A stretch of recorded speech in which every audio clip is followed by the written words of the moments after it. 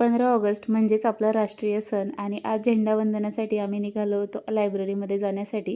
सोबत अरण्यला त्याच्या शाळेमध्ये सोडलं आणि त्यानंतर आम्ही गेलो अभ्यासिकेमध्ये. तर अभ्यासिकेमध्ये जाण्यासाठी थोडा लेट झाला, तर जाईपर्यंत सगळी तयारी झाली होती. आणि 15 ऑगस्टच्या दिवसाचं बाहेरचं वातावरण पाहा, इतकं प्रसन्न वाटतं ना. सकाळी हे सगळे झेंडे पताके लावलेलं वातावरण पाहून शाळेच्या 15 ऑगस्टची आठवण येते. आणि अभ्यासिकेत जाईपर्यंत त्या मुलींनी रांगोळी काढून ठेवली होती, सगळी तयारी झाली होती. 15 ऑगस्ट आपल्या भारताचा 80वा स्वातंत्र्य दिन साजरा करण्यासाठी तसेच आपल्यातलेच एक म्हणजे चेतन डुकरे यांची नांदेड जीएमसी येथे पिऊनपदी नियुक्ती झालेली आहे. तर त्यांचा सत्कार आणि त्यांच्याच हस्ते झेंडावंदन. आपल्या अभ्यासिकेतले जेही विद्यार्थी कुठल्या तरी पदावरती जेव्हा त्यांची जॉईनिंग होते, त्यांना नोकरी लागते, तेव्हा त्यांच्याच हस्ते आपण झेंडावंदनाचा कार्य असतात. असाच चान्स तुम्ही दरवर्षी द्यावा आणि यातून तुम्हाला प्रेरणा मिळावी यासाठी हा उपक्रम आहे. तर अभ्यासिकेतील जेही विद्यार्थी कुठल्या तरी पोस्टवरती सिलेक्ट होतात, तर त्यांच्याच हस्ते आम्ही अभ्यासिकेमध्ये झेंडावंदनाचा कार्यक्रम घेत असतो. तर चेतन डुकरे यांची नांदेड येथे जीएमसीमध्ये पिऊनपदी नियुक्ती झालेली आहे. तर त्यांच्याच हस्ते आम्ही झेंडावंदनाचा कार्यक्रम घेतला. मी अभ्यासिकेमधल्या प्रत्येक विद्यार्थ्याचा स्ट्रगल खूप जवळून बघते आणि ते कुठल्या कुठल्या परिस्थितीतून अभ्यास करत असतात.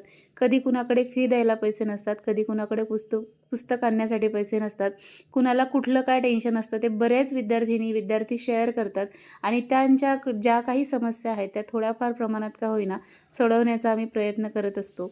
आणि या अभ्यासिकेमधलं वातावरण हे एका घरच्यासारखे सगळे विद्यार्थी झालेले आहेत आणि अतिशय पॉझिटिव्ह मला माझ्या अभ्यासिकेत जाऊन वाटतं. इथल्या विद्यार्थ्यांना सुद्धा इथे येऊन वाटतं आणि हेच वातावरण कंटिन्यू ठेवण्याचा आम्ही प्रयत्न करत असतो. तर या विद्यार्थ्यांच्या हस्ते झेंडावंदनाचा कार्यक्रम घेण्याचा मुख्य उद्देश हाच की यांना प्रेरणा मिळावी आणि त्यांनासुद्धा वाटावं की मी सुद्धा इथे झेंडावंदनासाठी समोर आलो पाहिजे. आणि त्याचसाठी या सगळ्या गोष्टी ज्या आहेत त्या आम्ही करत असतो. तसेच आमच्या तालुक्यामधले जेही विद्यार्थी सिलेक्ट होतात, तर त्या विद्यार्थ्यांचा सत्कारसुद्धा आम्ही घेत असतो, मग तो अभ्यासिकेमधील असो किंवा नसो. अभ्यासिका हा माझ्यासाठी एक व्यवसाय नाही आहे. ते माझं स्वप्न होतं की मंगरुळपीरमध्ये एक अभ्यासिका असावी, परंतु बांधकामासाठी वेळ होत होत अभ्यासिका 4 ते 5 आमच्या गावामध्ये ऑलरेडी तयार झाल्या होत्या. त्यानंतर मी जेव्हा अभ्यासिका स्टार्ट केली ना, 2 विद्यार्थ्यांपासूनचा प्रवास आहे हा. तर आज 100 ते 120 पर्यंतही विद्यार्थी संख्या असते. तर याच वातावरणामध्ये पॉझिटिव्हिटी घेऊन आपल्यालाच पुढे जायचं आहे. तुम्हाला सुद्धा हे पाहून छान वाटलं असेल. त्यानंतर चेतन यांनी मनोगतसुद्धा व्यक्त केलं, तर ते मी आपल्या ड्रीम MPSC चॅनलवरती अपलोड करणार आहे. तर ते तुम्हाला जर पाहायचं असेल तर तुम्ही ड्रीम MPSC म्हणून सर्च करा, तुम्हाला तिथे यांचं मनोगत बघायला मिळेल. त्यानंतर अभ्यासिकेमध्ये कार्यक्रमाचा समारोप केला आणि विद्यार्थ्यांना अभ्यास करण्यासाठी थोड्याशा काही सूचना दिल्या. त्यानंतर त्यांच्यासाठी चहा बोलावला होता. अशा प्रकारे आपला 15 ऑगस्टचा स्वातंत्र्य दिनाचा कार्यक्रम पूर्ण झाला. अभ्यासिकेमधील प्रत्येक विद्यार्थी आमच्यासाठी खास आहे आणि त्यांना मोटिवेशन मिळावं हाच सगळे कार्यक्रम घेण्यामागचा उद्देश असतो. त्यानंतर फोटो सेशन झालं, सगळ्या विद्यार्थ्यांनी फोटो काढले. कुठल्याही कार्यक्रमाचा हा भाग तर मस्ट असतो. ह्याच आठवणी आहेत, आयुष्यामध्ये सेव्ह राहतील आणि त्यासाठीच आपण फोटो काढत असतो. आपलं आयुष्य अधिकाधिक सुंदर करावं यासाठीच हे धडपड असते. तुम्ही जर माझ्या चॅनलवरचा जुना व्हिडिओ पाहिला तर मागच्या वर्षीच्या 15 ऑगस्टमध्ये चेतन तुम्हाला सामान्य विद्यार्थ्यांमध्ये उभे दिसतील आणि यावर्षी त्यांच्या हस्ते झेंडावंदन आहे. म्हणजेच अभ्यासिकेमध्ये जे विद्यार्थी आहेत किंवा आपणही आज कुठे आहो यापेक्षा जर आपण प्रयत्न करत राहिलो आणि त्या प्रयत्नांमध्ये सातत्य ठेवलं ना, तर आपण सुद्धा आपल्याला पाहिजे त्या ठिकाणी जाऊ शकतो. याचंच हे उदाहरण. यानंतर अरण्यला घेऊन जायचं होतं घरी, तर त्यासाठी आम्ही गेलो त्याच्या शाळेमध्ये. पप्पा आमचे सावीला घेऊन आले होते आणि ती सुद्धा छान व्हाईट ड्रेस घालून होती. तर तिला आम्ही अभ्यासिकेमध्ये नेलं. खरं तर अभ्यासिकेच्या नावावरून हिचं नाव आम्ही सावित्री ठेवलेलं आहे. शॉर्टकटमध्ये घरी आम्ही तिला सावी म्हणतो. त्यानंतर अरण्यला घेतलं आणि अरण्यला घेऊन निघालो घरी. तर त्याला घ्यायचे होते बलून, ते घेऊन नाही दिले म्हणून त्याचा मूड थोडासा नाराज होता. तर त्याला थोडंसं खुश केलं. त्यानंतर घरी आली तर सुजाताने अशी छान रांगोळी काढली होती. हॅलो सगळ्यांना, आपल्या 80व्या स्वातंत्र्य दिनाच्या खूप खूप शुभेच्छा. आज 15 ऑगस्ट आहे आणि आम्ही आत्ताच अभ्यासिकेतून आलो आहे.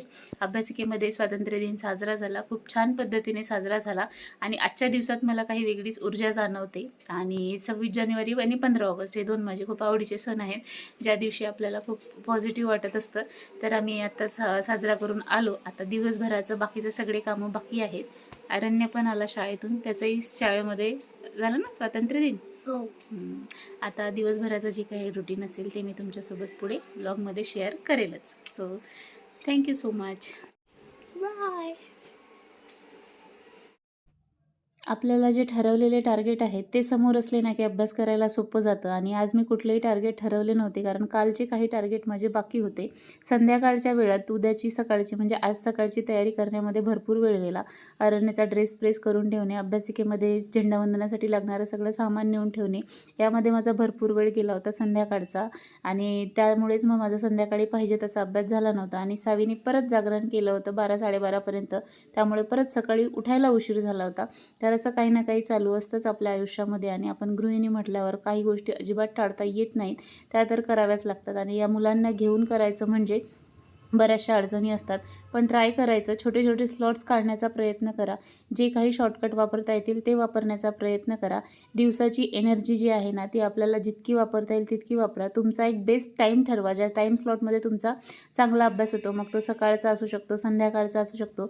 ज्या वेळेत तुमचा चांगला अभ्यास होतो ना, अशी एक वेळ ठरवून त्या वेळेमध्ये जर आपण अभ्यास केला तर आपल्याला खूप फायदा होईल. आता इथे मी वाचत होते आणि सावी तिकडे आईसोबत खेळत होती आमच्या, त्यामुळे मला थोडासा वेळ मिळाला. तर माझे भरपूर असे प्रश्न वाचून झाले भूगोलाचे, जे काल वाचता राहिले होते, तर ते मी इथे कंप्लीट केले. तर रिव्हिजनबद्दल कालच्या व्हिडिओमध्ये मी सांगितलं होतं की 2-3 मेथड मी वापरते. तर त्यामध्ये माझ्याकडे पहा, एक अशी छोटीशी डायरी आहे ज्याच्यामध्ये पॉलिटीचे जे शॉर्ट नोट्स काढलेले आहेत. अशीच एक डायरी आहे माझ्याकडे गणिताची, ज्याच्यामध्ये फॉर्म्युले लिहिलेले आहेत. अशीच एक डायरी आहे भूगोलाची, ज्याच्यामध्ये महाराष्ट्र भूगोल आणि भारत भूगोलची जी आकडेवारी आहे, लोकसंख्येची असेल किंवा प्राकृतिकची असेल, ते सगळी आकडेवारी जी आहे ती त्याच्यामध्ये स्थान विस्तारबद्दल ती लिहिलेली आहे. रिव्हिजनसाठी ती युजफुल ठरते. त्यानंतर ही एक छोटी वही मी तुम्हाला दाखवली होती की मी आणली आहे म्हणून. आता ही नवीनच आणली आहे ना, याच्यामध्ये मी जास्त लिहिलं नाही आहे. असे 2-3 पेजेसच असे याच्यात एकाच याच्यात सगळंच याचं लिहायचं असं ठरवलं आहे, म्हणून याच्यामध्ये जास्त काही लिहिलेलं नाही आहे. तर ही एक वही आहे. त्याच्यानंतर ही एक नोट्स आहे पहा. तर ही आपल्या ग्रुपवरती मी शेअर पण केली आहे. हिस्ट्रीची राहिली आहे करायची, भूगोल आणि पॉलिटीची केली आहे. तर ही आमच्या अभ्यासिकेतले सागर म्हणून होते ना, त्यांची आहे नोट्स आहे. तर ही आम्ही तेव्हा घेतली होती. आणि या नोट्समध्ये सगळे हिस्ट्री जे आहे ते शॉर्ट फॉर्मॅटमध्ये आहे. तर खरं तर हे आहे पूर्ण, परंतु ही त्यांनी लिहिलेली असते. त्या आपल्याला ते काही गोष्टीचे जे शॉर्टकट मारलेले आहेत ते काय मला लक्षात येत नाहीत. त्याच्यामुळे ही एक नोट्स आहे माझ्याकडे. आणि माझ्या मोबाईलमध्ये रेकॉर्डिंग केलेल्या आहेत. त्या रेकॉर्डिंगला मी नावं देते जे मला वारंवार ऐकता येतात. त्यानंतर काही असे यूट्यूबचे व्हिडिओ आहे जे डाउनलोड करून ठेवलेले आहेत, किंवा काही यूट्यूबवरचे जे आता सध्या आहेत यूट्यूबवरती बरेच व्हिडिओ, तर ते मी रिव्हिजनसाठी वापरते. तुम्हीसुद्धा रिव्हिजन करा, कारण रिव्हिजनशिवाय काही ऑप्शन नाही आहे. आपल्याला जर का रिझल्ट पाहिजे असतील ना तर रिव्हिजन कराव्याच लागतील. Result is equal to revision, revision is equal to result, हे एक सूत्र लक्षात ठेवा. सराव गणिताचा करा, त्याच्याशिवाय जमणार नाही. आणि आपले जे GSचे सब्जेक्ट आहेत त्याची रिव्हिजन करा.